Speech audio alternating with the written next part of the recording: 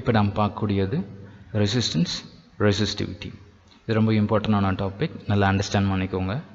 Resistance இந்த வேர்ல்டில் இருக்கக்கூடிய எல்லா மெட்டீரியலுக்குமே ரெசிஸ்டன்ஸ் ரெசிஸ்டிவிட்டி அப்படிங்கிற ப்ராப்பர்ட்டி, ஃபிசிக்கல் ப்ராப்பர்ட்டி இருக்கும்.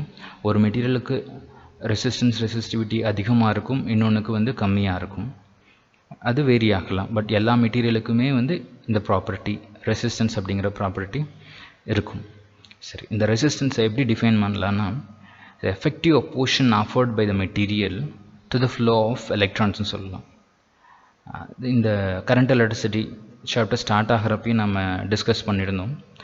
கண்டக்டர்ஸில் ஃப்ரீ எலக்ட்ரான்ஸ் அதிகமாக இருக்கும், இன்சுலேட்டர்ஸில் ஃப்ரீ எலக்ட்ரான்ஸ் கம்மியாக இருக்கும் அப்படின்ட்டு. இப்போ நம்ம கண்டக்டர்ஸை பற்றி மட்டும்தான் பேச போகிறோம். ஓகே, கண்டக்டர்ஸில் இந்த ஃப்ரீ எலக்ட்ரான்ஸ் மூவ்மெண்ட்டுக்கு இந்த effective opposition offered by the material to the flow of free electrons. அந்த கண்டக்டர்ஸில் ஒரு கண்டக்டருக்கு இப்போ இங்கே பாருங்கள், இந்த கண்டக்டர்ஸ்க்கு இந்த கண்டக்டருக்கு நம்ம பேட்டரி அப்ளை பண்ணிட்டோம், விங்கிற பொட்டன்ஷியல் டிஃபரன்ஸ் கொடுத்துட்டோம். கொடுத்த உடனே இந்த ஃப்ரீ எலக்ட்ரான்ஸ் ரைட் சைட்லேருந்து லெஃப்ட் சைடு மூவ் ஆக ஆரம்பிக்கும். Okay, current left to right side move ஆக ஆரம்பிக்கும். ஓகே, இந்த ஃப்ரீ எலக்ட்ரான்ஸ் மூவ் ஆகிறதுக்கு இந்த மெட்டீரியல் ஆஃபர் பண்ணக்கூடிய அந்த எஃபெக்டிவ் அப்போஷனை தான் நம்ம ரெசிஸ்டன்ஸ் அப்படின்னு சொல்கிறோம். சரியா, நல்லா தெரிஞ்சுக்கோங்க. ஓகே, இது மெட்டீரியல் டு மெட்டீரியல் வேரி ஆகும். ஒரு கண்டக்டர் எடுத்துட்டோம் அப்படின்னா அதில் ஃப்ரீ எலக்ட்ரான்ஸ் அதிகமாக இருக்கும். அப்புறம் அந்த கண்டக்டர் அந்த ஃப்ரீ எலக்ட்ரான்ஸ் மூவ் ஆகிறதுக்கு ஆஃபர் பண்ணக்கூடிய எஃபெக்டிவ் அப்போஷன் கம்மியாக இருக்கிறதுனால கண்டக்டர்ஸில் நல்லா ஃப்ரீ எலக்ட்ரான்ஸ் மூவ் ஆகுது. It's a good conductor of electricity அப்படின்னு நம்ம சொல்கிறோம். அதனால தான் நம்ம கண்டக்டர்னே சொல்கிறோம்.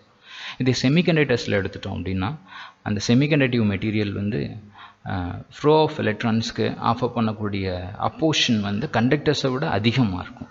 ஸோ அதாவது ரெசிஸ்டன்ஸ் அதிகமாக இருக்கும். ஸோ அதை செமிகண்டக்டர்னு சொல்கிறோம். இன்னும் இன்சுலேட்டர்ஸ் எடுத்துகிட்டோம்னு வச்சுக்கோவே, அதை ஆஃபர் பண்ணக்கூடிய effective opposition to the flow of charge ரொம்ப அதிகமாக இருக்கிறதுனால அதில் எலக்ட்ரிக் கரண்ட் மூவ் ஆகிறதில்ல, பாஸ் ஆகிறதில்ல. ஸோ அதை நம்ம இன்சுலேட்டர்ஸ்ன்னு சொல்கிறோம். இப்போ நாம் ரெசிஸ்டன்ஸ் ரெசிஸ்டிவிட்டிக்கு உண்டான எக்ஸ்பிரஷன்ஸ் பார்க்கலாம். அதுக்கு முன்னாடி நம்ம மேக்ரோஸ்கோபிக் ஃபார்ம் ஆஃப் ஓம்ஸ் லால இந்த ஸ்டெப்பை கொண்டு வந்திருந்தோம். V is equal to I into L divided by sigma A அப்படின்ட்டு. ஓகே, இதை நம்ம ரெசிஸ்டன்ஸ் ஆஃப் அ கண்டக்டர்னு சொல்லியிருந்தேன். ஓகே, அந்த ஈக்குவேஷனில் நம்ம R is equal to L divided by sigma A சொன்ன பார்த்தியா, அதுலேருந்து ஆரம்பிக்கிறேன். Okay, we know that resistance R is equal to L divided by sigma A. And நம்ம ஆல்ரெடி தெரியும் நமக்கு rho is equal to 1 by sigma. The resistivity is equal to 1 divided by conductivity. Okay, நம்ம எப்படி கூட எழுதலாம்னா resistance is equal to resistivity into L divided by A கூட நம்ம எழுதலாம். நல்லா ஞாபகத்தில் வச்சுக்கோங்க. வெரி வெரி இம்பார்ட்டண்டான ஈக்குவேஷன் இது. சரி, இன்னொன்று இம்பார்ட்டன்ட் என்னென்னா ரெசிஸ்டிவிட்டி, கண்டக்டிவிட்டி, ரெசிஸ்டன்ஸ், கண்டக்டன்ஸ், இதுக்கு என்ன சார் டிஃப்ரென்ஸ் அப்படின்ற ஒரு நம்ம டவுட் வரலாம். ஓகே, ரெசிஸ்டிவிட்டி, கண்டக்டிவிட்டி இது ரெண்டுமே it's depends on type of material. அது என்ன டைப் ஆஃப் மெட்டீரியல், அயனா, கோல்டா, காப்பரா, அது என்ன டைப் ஆஃப் மெட்டீரியல் அப்படிங்கிறத பொறுத்து ரெசிஸ்டிவிட்டியும் கண்டக்டிவிட்டியும் வேரி ஆகும். அப்புறம் இன்னொன்று important one, it does not depends upon its dimension. அது அதனுடைய லென்த், எந்த மெட்டீரியலோ அயன் ஆகட்டும், காப்பர் ஆகட்டும், கோல்டு ஆகட்டும், எதை வேணாலும் இருக்கலாம். அதனுடைய டைமென்ஷன், அதனுடைய லென்த் என்னது, ஏரியா ஆஃப் கிராஸ் செக்ஷன் என்னது, அதனுடைய ஷேப்பை பொறுத்து மாறாது. இது ரெசிஸ்டிவிட்டியும் கண்டக்டிவிட்டியும் does not depends on dimension but depends on type of uh material. Okay, இது ரெசிஸ்டன்ஸ் கண்டக்டன்ஸ்னு எடுத்துட்டோம் அப்படின்னா ரெசிஸ்டிவிட்டியோடைய இன்வெர்ஸ் கண்டக்டிவிட்டி, ரெசிஸ்டன்ஸனுடைய இன்வெர்ஸ் கண்டக்டன்ஸ். சரியா? Okay, resistance conductance it depends upon uh material ஒன்று. Okay, but also it depends on the dimension. ரெசிஸ்டன்ஸ்க்கும் ரெசிஸ்டிவிட்டிக்கும் இருக்கக்கூடிய டிஃப்ரென்ஸ் பாருங்கள். Resistance depends on dimension, length, area of cross செக்ஷனை பொறுத்து ரெசிஸ்டன்ஸ் வேரி ஆகும். அதே மாதிரி கண்டக்டன்ஸும் வேரி ஆகும். பட் ஆனால் ரெசிஸ்டிவிட்டியும் கண்டக்டிவிட்டியும் அதனுடைய டைமென்ஷனை பொறுத்து வேரி ஆகாது. இது ரொம்ப ரொம்ப இம்பார்ட்டண்டான ஞாபகத்தில் இருக்கட்டும். சரி, அதை அப்படியே கண்டினியூ பண்ணுவோம்.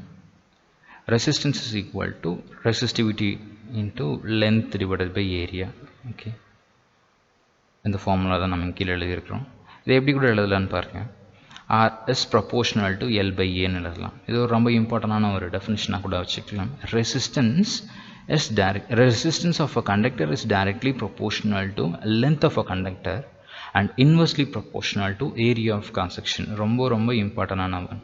Okay, resistance of a conductor லென்த்தை பொறுத்து சேஞ்ச் ஆகிட்டே இருக்கும். ஓகே, ஒரு கண்டக்டர் இருக்குது, அதனுடைய லென்த் எல்னு வச்சுக்கோமே, இதுக்கு ஒரு ஆறுங்கிற ரெசிஸ்டன்ஸ் இருக்கும். சப்போஸ் இதனுடைய லென்த் டபுள் ஆச்சு அப்படின்னா, ஓகே, லென்த் டபுள் ஆச்சு அப்படின்னா ரெசிஸ்டன்ஸும் வந்து என்ன ஆயிருக்கும் அப்படின்னா அப்படி டபுளாக இருக்கும். சரியா, ஞாபகத்தில் வச்சுக்கோங்க. Okay, resistance of a conductor is directly proportional to length and inversely proportional to area of cross section. Inversely proportional to area of cross section னா, சப்போஸ் ஒரு கண்டக்டர் இருக்குது, அதனுடைய டயாமீட்டர் இவ்வளோ இருக்குன்னு வச்சுக்கோமே, அதனுடைய டயாமீட்டர் இவ்வளோ இருக்குது. ஓகே, இதுக்கு ஒரு வேல்யூ ஆஃப் ரெசிஸ்டன்ஸ் இருக்கும். சப்போஸ் அதனுடைய ஏரியா ஆஃப் கிராஸ் செக்ஷனை இன்க்ரீஸ் பண்ணுறோன்னு வச்சுக்கோங்க, இதற்கு ஒரு வேல்யூ ஆஃப் ரெசிஸ்டன்ஸ் இருக்கும். சரியா, area of cross section increase ஆகிறதுனால, ரெசிஸ்டன்ஸ் வந்து என்ன ஆகும் அப்படின்னா டிக்ரீஸ் ஆகும். அதே லென்த் இன்க்ரீஸ் ஆச்சுன்னா ரெசிஸ்டன்ஸ் இன்க்ரீஸ் ஆகும். Area of cross section increase ஆச்சுன்னா ரெசிஸ்டன்ஸ் வந்து டிக்ரீஸ் ஆகும். ரொம்ப important one. Resistance is directly proportional to length of the conductor and inversely proportional to area of cross section. Okay, then அப்படியே இந்த ஃபார்முலாவில் நமக்கு R is equal to rho L by Aன்னு இருக்குது பார்த்தியா. சப்போஸ் இஃப் நம்ம ஒரு கண்டக்டர் எடுத்துக்கிறோம், அந்த கண்டக்டருடைய லென்த் 1 மீட்டராக இருக்குது, area of cross section 1 square மீட்டராக இருக்குன்னு வச்சுக்கோ. தென் இந்த ஈக்குவேஷனில் அப்ளை பண்ணோன்னா நமக்கு என்ன கிடைக்கும், then resistance is equal to resistivity அப்படின்னு கிடைக்குது. இது எப்போ தான் resistance is equal to resistivity எப்போ தான் L is equal to 1 metre, area of cross section வந்து 1 யூனிட்டாக இருந்துச்சு அப்படின்னா resistance is equal to resistivity அப்படிங்கலாம். தென் இதனுடைய டெஃபினிஷன் பாருங்கள்.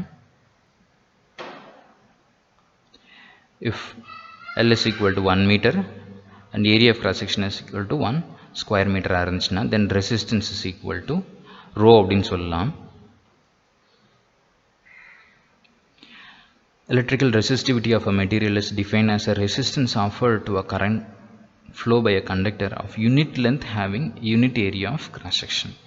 Okay, electrical resistivity of a material is defined as resistance offered to current flow by a conductor of unit length having unit area of cross section. ஒரு unit length இருக்கக்கூடிய conductor, unit area of cross section இருக்கக்கூடிய conductor offer பண்ணக்கூடிய அந்த ரெசிஸ்டன்ஸை தான் electrical resistivity அப்படிங்கிறோம். சரியா, ஒரு 2 mark question நான் கேட்குறதுக்கு வாய்ப்பு இருக்குது.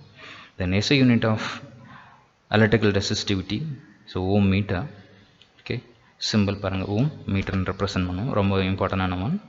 ஓகே, தென் இந்த ரெசிஸ்டிவிட்டி பேசிஸில் நம்ம மெட்டீரியல்ஸை கண்டக்டர்ஸ், இன்சுலேட்டர்ஸ் அண்ட் செமிகண்டக்டர்ஸ்னு கிளாஸிஃபை பண்ணுறோம். Okay, conductors have a lowest resistivity, the insulators have a highest resistivity, and semiconductor have a resistivity greater than conductor but lesser than insulators. Okay, 1 marksல கேட்கறதுக்கு வாய்ப்பு இருக்கு, ஞாபகத்தில் வச்சுக்கோங்க. கண்டக்டர்ஸ்க்கு lower resistivity இருக்கும், இன்சுலேட்டர்ஸ்க்கு highest resistivity இருக்கும், செமிகண்டக்டருக்கு in between that இருக்கும். சரியா, okay. இது பாருங்க, ஒரு எக்ஸாம்பிளுக்காக கண்டக்டர்ஸ்னு எடுத்துட்டோம்னா அதனுடைய ரெசிஸ்டிவிட்டி எவ்வளோ இருக்கும். இட் ஹாஸ் அ லோ ரெசிஸ்டிவிட்டின்னு சொன்னோமா. சில்வருக்கு 1.6 × 10⁻⁸ ஓம் மீட்டராக இருக்கும். இதெல்லாம் 20 டிகிரி செல்சியஸில். Okay, for a copper, for an aluminium, tungsten, iron, இதனுடைய ரெசிஸ்டிவிட்டி பாருங்கள் எல்லாமே × 10⁻⁸ இருக்குது. So conductors have a low resistivity அப்படிங்கிறோம். அதே செமிகண்டக்டர்ஸ் எடுத்துக்கோங்க பாருங்கள், கொஞ்சம் இன்க்ரீஸ் ஆகிருக்கு. இந்த இன்சுலேட்டர்ஸ் எடுத்துட்டோம் அப்படின்னா